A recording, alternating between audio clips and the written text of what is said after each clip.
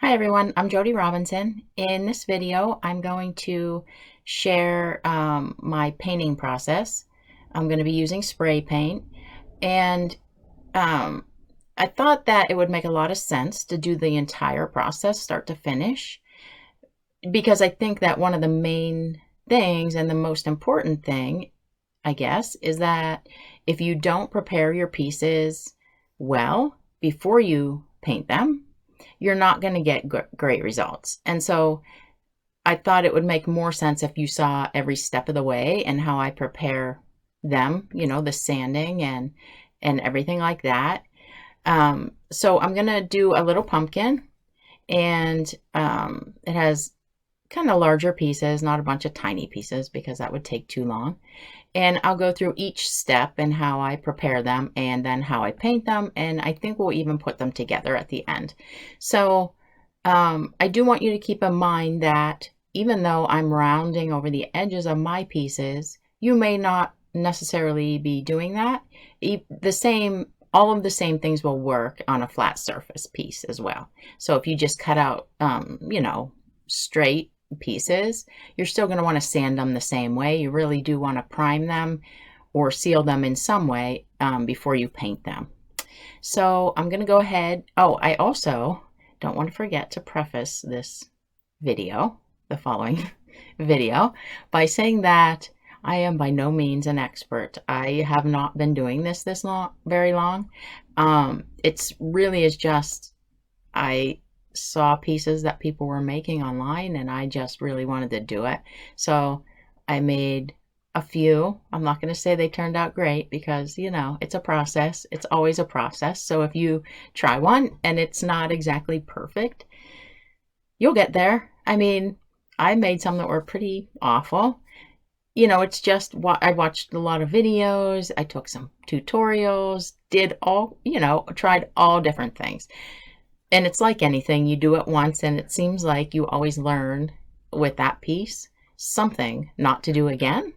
And then usually, for me anyway, every single piece, there's one of those moments where, oh boy, I don't want to do that again. So, I hope you'll give it a try. And, you really just, it's practice and doing it. So I'm going to go ahead. Oh, I should also tell you, so the pumpkin that we're going to do in the video is cut out of 1/4" MDF. So, and the reason that I did it out of that is that it's just much easier, I find, to sand and get a nice smooth edge. You certainly could use wood, like plywood or whatever you wanted to use. And you could sand it as well. I will tell you though that I started doing that. I was using 1/4" maple plywood, and it just doesn't sand as easily. It's harder, obviously. And then the first time I tried MDF, I was like, oh my gosh, this is it's just so much easier. But it will work on either one. So I'm going to go ahead and gather up all of my stuff and we'll get started.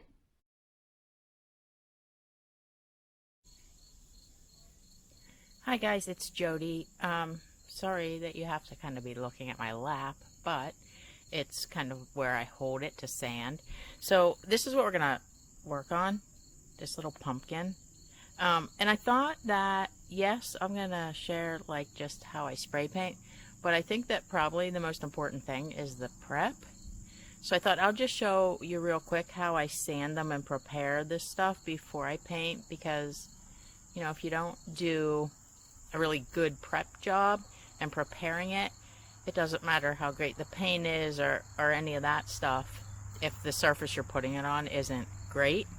So I'll just do like one piece and I'll do the whole process. Actually, what I would normally do is kind of do one thing on all of them and then go back. If I can get this paper off here. I usually leave the back paper on the whole time until the very end. And then I'm just going to use, so, maybe it needs to be a tiny little bit closer. I'm just going to use a rotary tool. And normally they come with this little size bit I don't know if you can see the difference. One's much more narrow. And I find that I actually like this bigger one better, because if you hold this skinny one in one place too long on your wood when you're going, it'll like burn in and make a divot much faster than this bigger one. I guess it has more surface area. And I think that this one is 1/2 inch.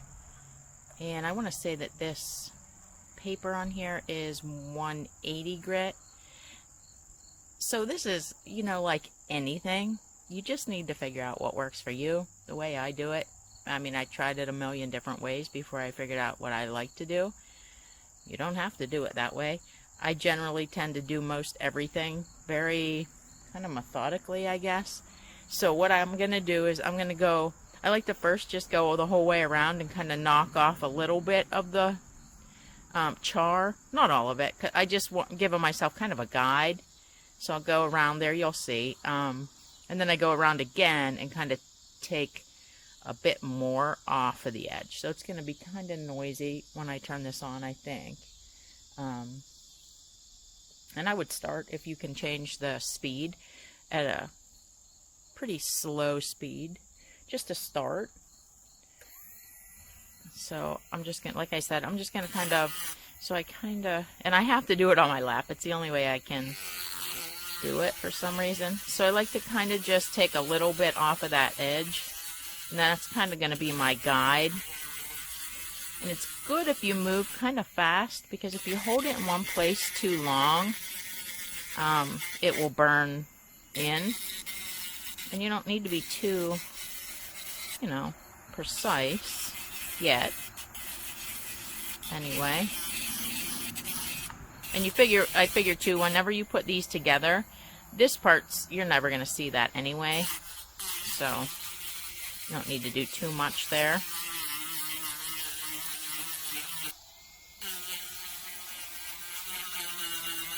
And the more you do it, you'll see that it doesn't take as long once you kind of get the hang of it, I don't think. And then, of course, the other part of this is that, you know, everyone likes a different look. Some people like theirs to be kind of more angled looking. I kind of like mine to be a little more round. So now I'm going to go back and take off more like at an angle. Oh, my little thingy's coming off here. I didn't tighten it enough. Oh, not enough at all. We'll see. It'll spin its way back up. So I like to take a fair amount off, like, so I can make it look round. So now I'm holding it more flat.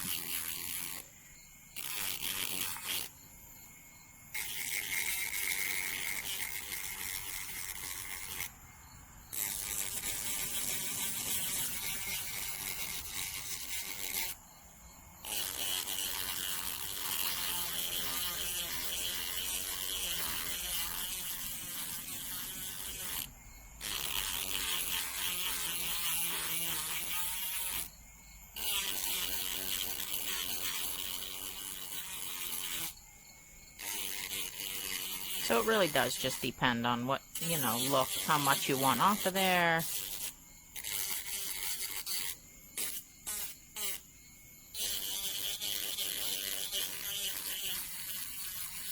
So now that's pretty rounded off, I think. I'm good with that. So then I kind of go back and hold it almost flush now. I don't know if you can see it on the camera, but like I feel like this is still a sharp edge right here. If I painted that, you'd really see that line. So I like to kind of, and you can do, I'll do it a little bit by hand, but the more you can do with the rotary tool, the easier it is. And see how that kind of goes away? You can see it right here pretty good. And then when I hold it almost flat, kind of takes that away. So I'll do that. It doesn't have to be perfect, because you can fix it when you hand sand it or make it rounder or whatever you want to do.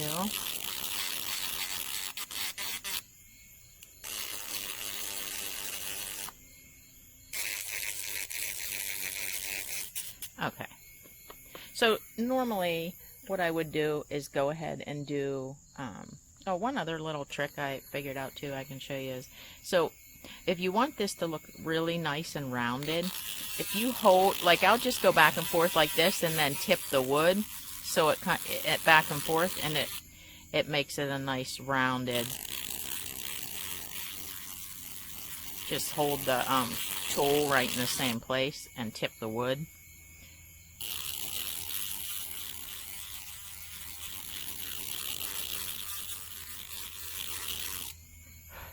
Okay, that's good.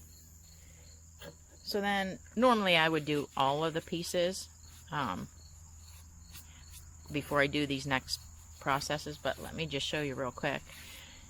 So now what I would do is I grab this little thing, this called a micro zip. You can get them, I got mine at Walmart, and it's nice and squishy. So the next thing I do is I kind of first just hit these edges, kind of I guess where the char and the sanding started, to take off any sharp edges.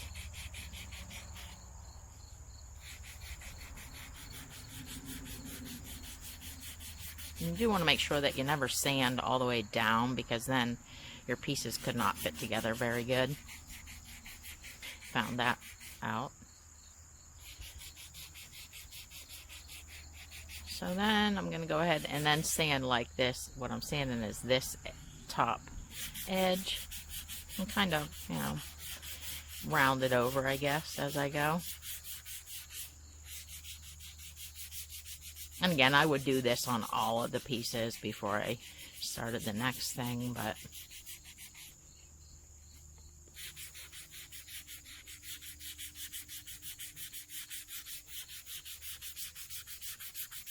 I mean, it's kind of nice when they're bigger pieces like this because it goes actually faster.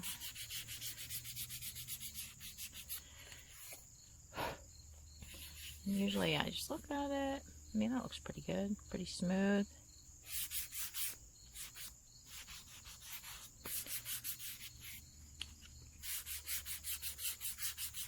I'm amazed really by the difference when you look at them between, like, you know, that and that sharp edge.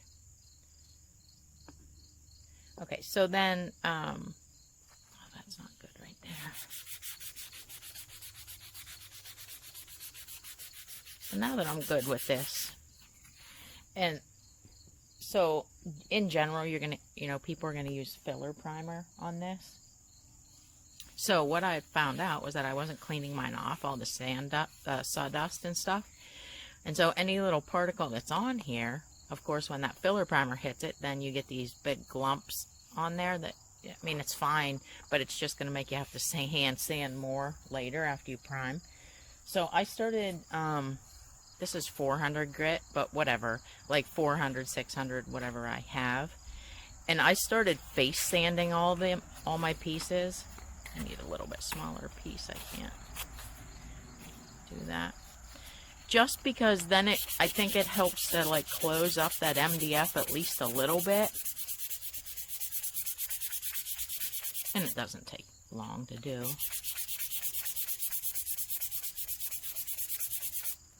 And I'll hit these edges real quick because I'm already doing it.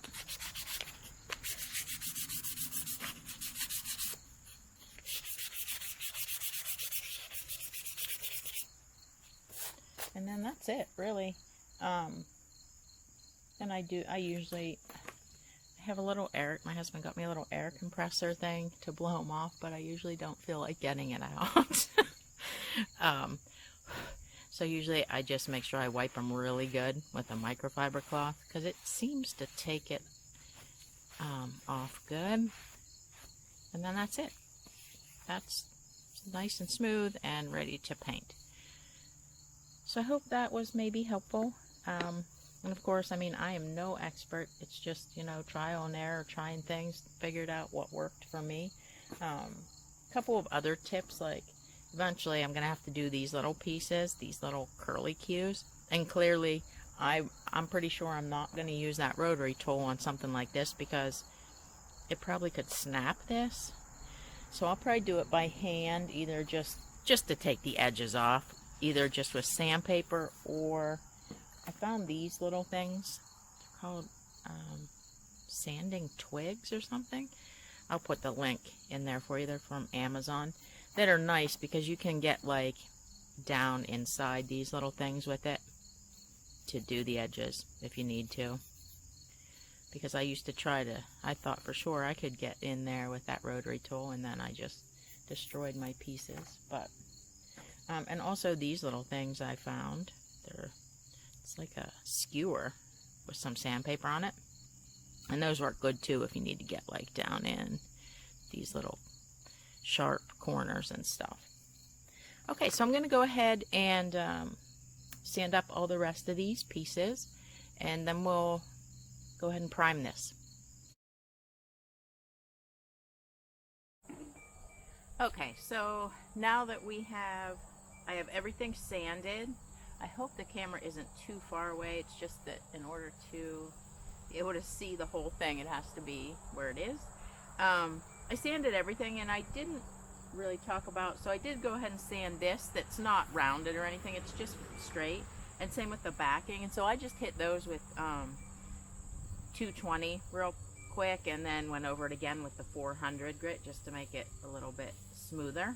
So we're ready to prime. And so to do that, usually I like to use this, the Rust-Oleum filler primer, but I'm going to use something different today that I tried. This just takes a really long time to dry. I mean, ideally you want to let it sit for a day, and today's the only nice day. It's going to rain for 3 days after today, so I want to paint this later today.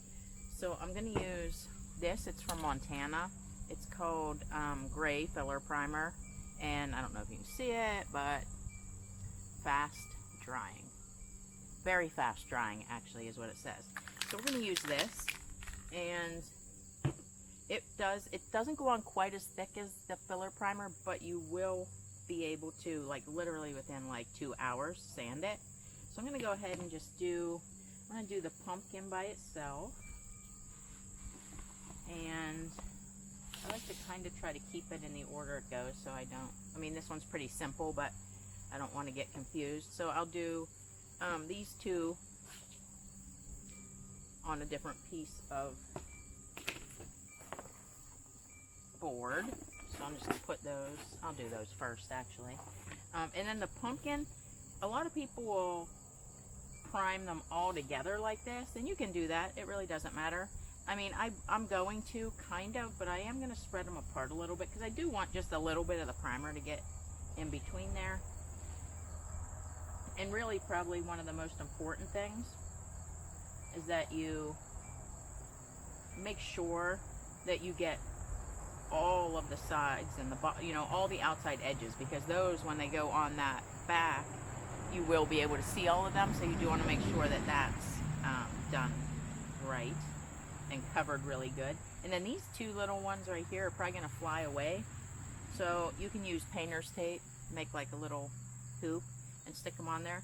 But then I found this at the dollar store, and it's like the tack stuff that you hang posters with. You can actually reuse it a few times before it gets too much paint in it. Then you just roll it into a little ball and just stick a piece on the back here, and then press it onto the cardboard, and it won't blow away when you paint. One on this one.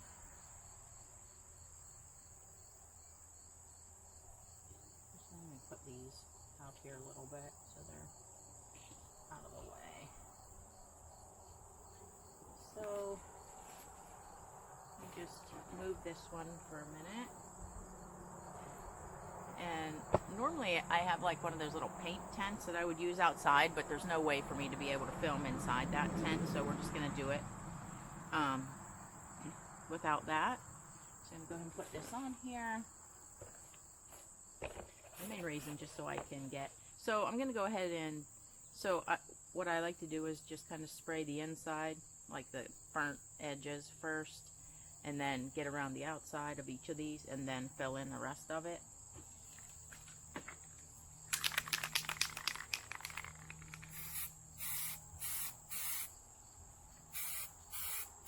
And the turntable is really nice just because then you don't have to move the whole thing. You can just kind of turn it.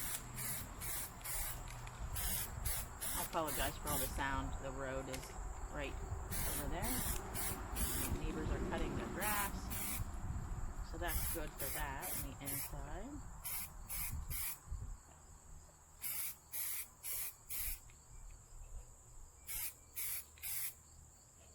And you want to get enough on there that it really, most of this stuff, this and the filler primer, it really won't run or anything like that. So you don't really have to worry too much about that. It's like too thick. Although this is thinner. So now I'm just going to do the top.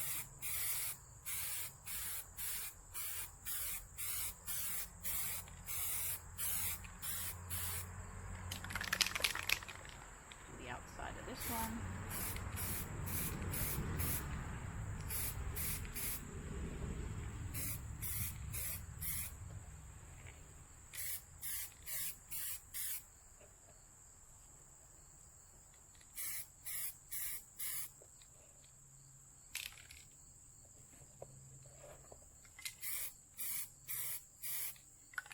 I'm going to go ahead and cover this. And it seems really hard, I think, to cover the MDF. Oh, and I probably never did mention that when I was sanding. This is all just cut out of MDF. Because if you're going to sand the edges and stuff like that, I do see I have a piece of dog hair in there, which I know better. I used to try to touch it thinking I could get it out, but you cannot. But when I sand it, ideally, it will come out. I just want to make sure I have enough on there that, I mean, not overly crazy, but I want to have enough so that when I sand it, it doesn't go through. So that one's good. I'm just going to sit that one aside. And get the pumpkin. And I did wipe everything off really well. This is for a second time before I prime, just to make sure that I got it off. And luckily I'm going to paint these green because it's really hard to get inside these tiny little spots, like inside that loop and then the curl. So being that it's going to be a dark color, if I don't get it all, you really won't notice it as much as if it were like going to be white or something. And so these ones, I'm just going to go ahead and get the outside edges here first.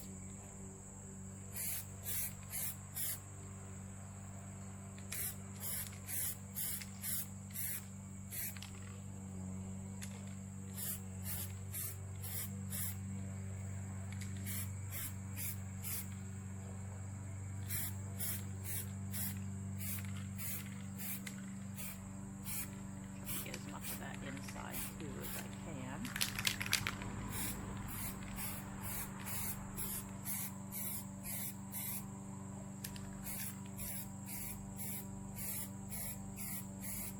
And I go ahead and coat the rest of this.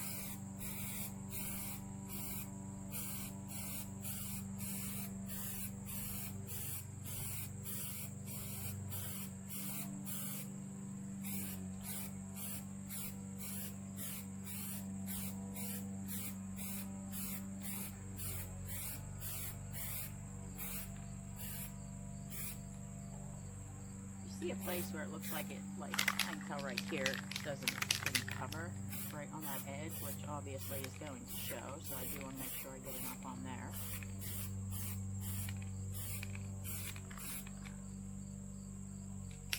Good.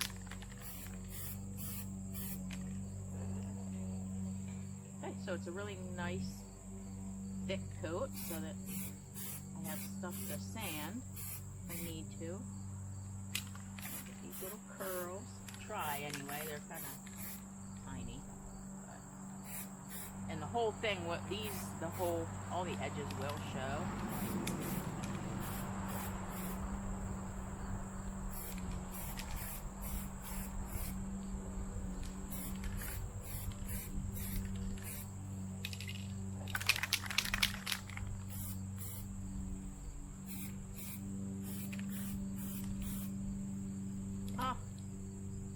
I use the tent. I got a big chunk of something on there.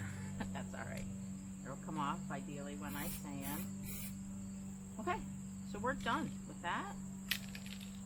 You always want to make sure, if you don't know, to like spray, turn your pan upside down and spray it until nothing's coming out so that it doesn't get clogged up in there. And then I usually wipe that off a little bit. And we're done. So I'm going to go ahead and let this dry for a couple of hours, and then we will go ahead and sand this. Okay, so now the primer is dry. I want to say it's been probably like an hour and a half, probably not quite 2 hours even, and it's totally dry. And I always just kind of, you know, keep touching at it on the sides until I know that it's dry. And then I'm just sanding them. And like you want to, if you use the filler primer, it's like a little thicker. So then I'll start with this thing with 220 on it.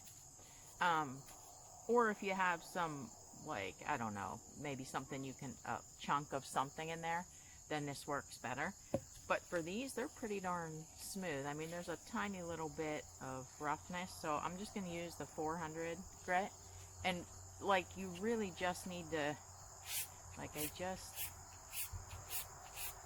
and then really the easiest way is to just feel it and not look at it. And if you feel, if it's smooth, then it's good. So it's not even like real aggressive sanding. You just really, unless you see something on there that needs taken off. You want to be careful, because the thing is, if you burn, you don't want to burn through the primer, because then, you know, you might need to do it again. Now, if I go through, I don't know if you can see it on the camera, but like right here, it's a little bit, like I can see the wood, but it's not totally wood. I will not recoat that. I mean, but if you really feel the need, I think I've done it one time, and it was because I really, really screwed up. You can, you know, once you're done sanding, it should technically not need a second sand if you recoated it with primer, just because it was already nice and smooth. Okay, so I just like rub my finger against all these edges, and if I see something, then I'll hit it again. But this part doesn't really take long. I guess if you had a ton of little pieces, it would. But for the most part, if you sanded it good, it should be good. And that one's done. Nice and smooth.